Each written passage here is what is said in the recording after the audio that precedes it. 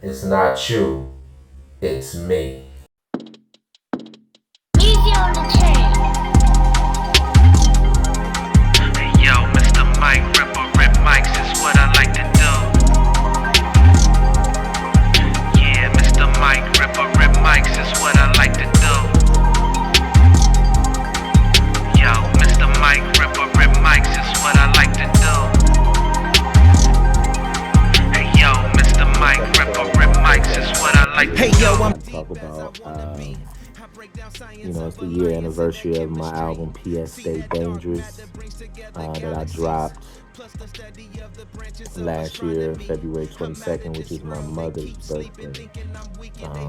Now, that album came about because I dropped Dear World Present, Dear World 2 Present, that was the sequel to Dear World that came out in like 2004. So when I dropped Dear World 2 Present, it was really it was a really militant project that that was heavily influenced by Dr. Claude Anderson, Dr. Francis Cress Wilson, brother Tariq Nasheed, Dr. Umar, RZA Islam. Um, I was really, I Dr. Layla Africa. Um, I got everybody's books, and I just heavily influenced, and that album was really militant. Even when you do that type of project, it can become draining because and I'm talking about Dear World. So when I did Dear World, I just knew at that particular time that people may see it and it may ruffle a couple feathers. So with that being said, um, even though the album was dope, I just knew like, man, I have to, even though it's called Dear World, I'm like, in my next project, I want to do like a PS something, and I was gonna say PS Stay Woke, and I was like, nah, I don't want to keep sounding preachy, so I thought about PS Stay Encouraged, and then I was like, no, that's still kind of, I don't think that's, shaking the tree. So when I came up with PS Stay Dangerous, see, my wife is from Chicago, and a lot of the young people there and a lot of young people here, not a lot of people say that in Ohio, but you often hear people say, stay dangerous as, somebody's parting and they say goodbye. And, to me, that's like basically saying, take care of yourself. You know what I mean? Take care of yourself by any means. Like, you might want to have that thing on you, or, just take care. And then for me, I'm like, all of that just means self love. You know, making sure you look after yourself. You know, so the album really was supposed to be a gospel like album. I know, but that's how I felt. I really wanted to put together like a gospel album, and I knew I wasn't gonna cuss. I knew I wasn't gonna say any crazy language or anything like that. So, make a long story short, when I did the album, when I started thinking of the album, I started initially working with the brother KD out of North Carolina, and we was working back and forth with different ideas. Excuse me, trying to clear my throat. I'm just in this water. So we were going back and forth on different ideas and different songs and things of that nature. And somehow, some way, I definitely was gonna record with Dre Mees. Me and Dre Mees connected on Dear Road 2 Present Deluxe version, and we went back. He went back and amped it up, and we added like 5 more songs on it because the original was only 14, and we ended up doing 19 for the deluxe. And but I connected back with Dre Mees. Dre Mees is the first person I ever recorded with, first studio I ever went to, and everything. So that's where we was at with it. Now, so me and him was working back and forth. All right, I'm back. Yeah, I had a little call came in and had to pause it for a second. But yeah, So when we did I reconnected with Dre Mees, and the chemistry was there. So by the time I wanted to do, which I came up with, we did the PS Stay Dangerous, and I wanted it to be, like I said, I wanted it to be like a gospel joint, but then I was like, well, I wanted to make it inspirational. So with that, I knew I wasn't gonna cuss, and I knew I wanted to make it an inspiring project. I wanted to make sure this was an album that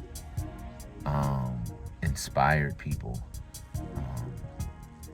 and I really wanted to convey that message. I really want, especially after doing Dare World. Dare World, like I said before, Dare World was really like hard to digest. It was really right in your face. It was a punch, and I'm proud of it. But I also know when you come with something like that, you gotta kind of, where do you go from there? So after that, started with KD, got back with KD did 2 joints on there, Mees did 11, so 13 joints total. And I remember the first song, Truth I Am. The crazy part about that was a joint that initially was a joint I freestyled over for like Ties the Mic episode, and so I rapped to that, and I just kicked like a little freestyle, and I remember I asked Mees, I said, Mees, what's up with that track? You know what I'm saying? I really like that. He was like, yeah. So, and I was like, at the time also with PS Stay Dangerous, I didn't want no samples. I really didn't want to do no samples on that joint. I wasn't cussing, and I didn't want no samples. So, that was where we was at with that. So I said, okay, fine. We gonna rock it out. With no samples, all original joints.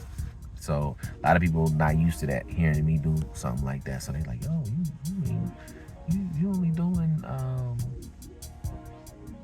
original joints? I'm like, yeah. So Mees had joints. He sent me some stuff. I was telling him like I want exclusive joints. I don't do, no knock on anybody, but I don't do the internet stuff. I don't do all that. Like I think it's too many producers. You know what I mean? Like, it's too many producers, and you just really just lock in with one. And I also think producers, man, little sidebar, I think producers, like, I rock with y'all, but some is, like, you can kind of come off a little Hollywoodish, man. But, like, not the people I work with, but I've seen too many producers, man. I know you got to get your money, but you got to understand also, artists now, we're looking at the game like, is it even worth it? Like, you getting half a penny, and people be like, yo, what's your budget? Like, so at the end of the day, it's about to be a lot of instrumental albums, and it's gonna be a lot of producers calling up artists like, yo, I got a joint, because I know everybody got to get their money, but it's really bad out here right now. But anyway, so Mees blessed me. Shout out to Dre Mees, Dream On, blessed me. We worked out a deal, and we came up, with the paperwork, and sent the joints. And I wrote them joints, and literally, I think I wrote most of the album in like 7 hours, like in a day, really. Except for Truth I Am, but everything else, and except for Truth I Am, But God. I wrote But God in Florida with my grandbaby all on my back, trying to, want me to play. And but I wrote that joint in Florida, and I wrote Vision Board. I had those 3 songs, but the rest of the joints I wrote in 7 hours. And we was recording. We went through it. For the Rest of My Life was a joint I wrote like when the album was done. That was like a.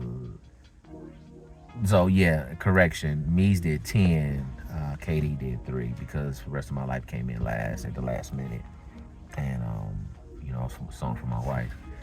But that album, man, really, when I when I was working on that album, man, my aunt was dying. Actually, when I was went into the do the song, when I went to the studio, before I went to the studio to do for the rest of my life, I wanted to go see my aunt. That was the last time I spoke to her. And then I recorded that song. She had died like a couple of days later, December 21st.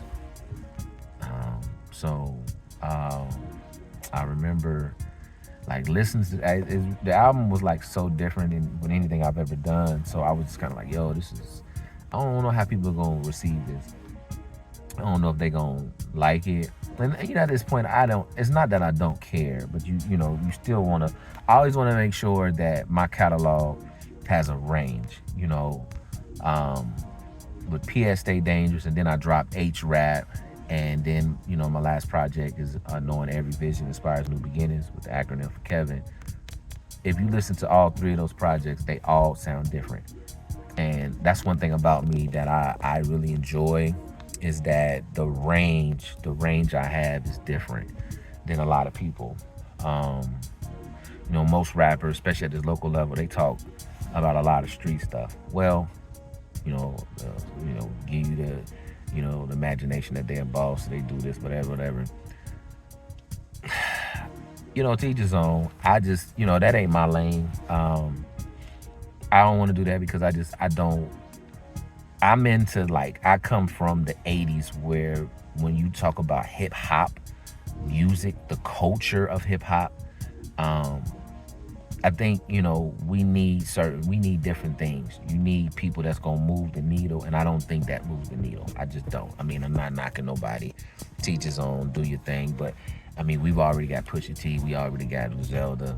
Before Griselda, we already had Pusha T. We already had Jeezy. You had everybody. So you got a bunch of the people doing the same thing, and it's just like, okay. But that moves the needle.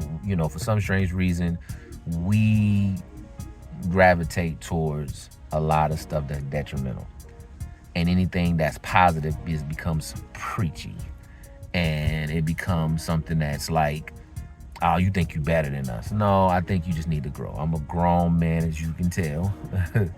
I don't have time. I don't have time to do anything that doesn't benefit my community. So I wanted to uplift them. So, but all my projects from Dear World, PS, everything I've had, but these last 4 have been on a coming together. When I had first initially retired in 2015, my album was called Black Purpose. That's on all streaming platforms. And Black Purpose, when you think about the purpose of something, that means, to me, it's like something you're supposed to do, you're meant to do, right? And Black Purpose to me was about the community. Black people is my purpose. So I'm gonna make soul music, right? So, even with H-Rap, was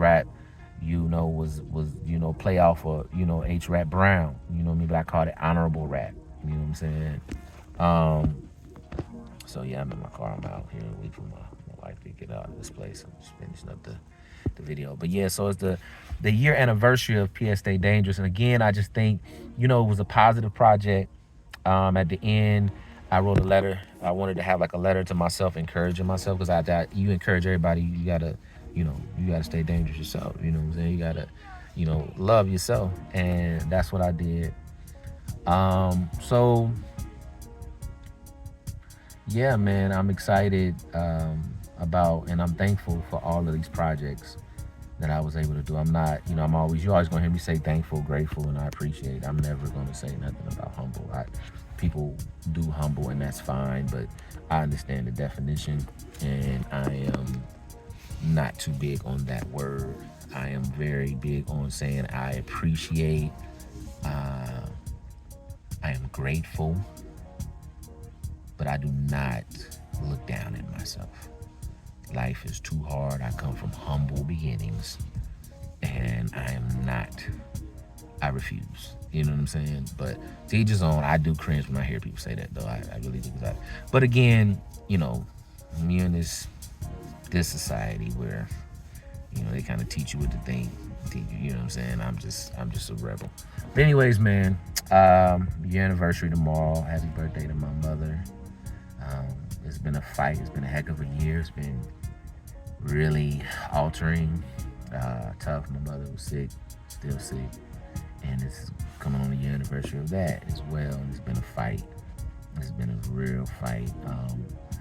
Music. I don't know if something hits me. Maybe I haven't been in a creative space. I've been doing other things, and I really want to do a show. That's really what I want to do. But man, check out that album, man. I think from Truth I Am to Mr. Mike Ripper and all of those joints, man, it's a special album, man. I think all the last 4 I dropped, man, I'm proud of myself. I ain't gonna lie to you. But yeah, man, check that out again.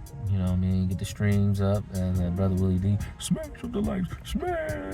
Nah, but smash up them streams. Buy them if you can. That little half a penny is crazy. Buy music, man, if you can, man. Buy it, because I don't know. Like, it's not looking good. Like, I honestly don't know where music is gonna go. You know, they already kind of like pushing Afro beats, but like music is not in a good place right now. As artists, it's really not in a good place. People act like it is, but you gotta show me something else. I don't know. It's just not in a good place, man. Not in a good place. It's really not.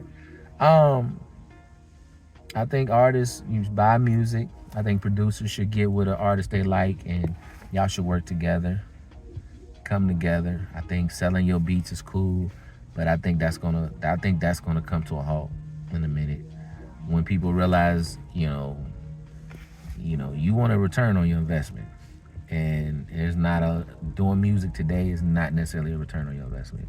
I'm being honest. You might be able to get some doors open, and I'm not trying to be negative, but you might get some doors to open, but a lot of this stuff, as a rapper, you pay. I mean, people got studios, mixing engineers, they making money. But that moment them artists realize it ain't that much. It's like when you put money into it, or that quote unquote you invest in yourself, when you realize all that money is going and you really not seeing a return on it, paying for videos and you doing all this stuff, and you spend thousands of dollars and they giving you a half a penny. Yeah, the game about to change, man. I don't know when. I'm not trying to say negative, but I'm just saying people need to come together, and work together and figure something out. Because without the artists, there's going to be a lot of flute albums. Shout out to Andre 3000. There's going to be a lot of instrument albums, meditation albums. There ain't going to be that many bars. We'll be like, man, I ain't making nobody. And the older you get, the more, you know what I'm saying? Because it's getting crazy out here. But anyways, man, stay dangerous. H-Rap, Kevin, even Dare Real Present. Check them out, man. Peace. But again, it's the first episode. It's not you, it's me. Peace.